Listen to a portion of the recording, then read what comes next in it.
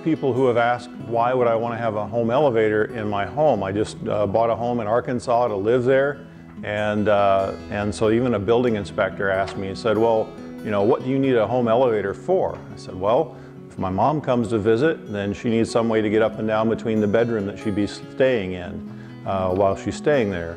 If a family member breaks a leg or has a disability, they have a way to get in and out of the home. A lot of people who have lake homes, whether it's in Arkansas or Missouri or Kansas or Oklahoma where we install equipment, have these lake homes that they take all of their luggage into or all their groceries into.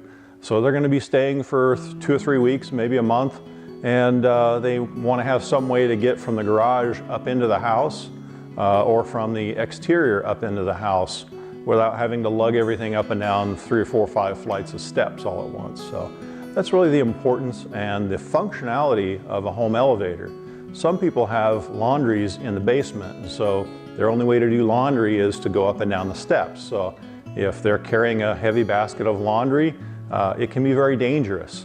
Some of the key factors on the CDC website say that a lot of home injuries come from falling down the steps.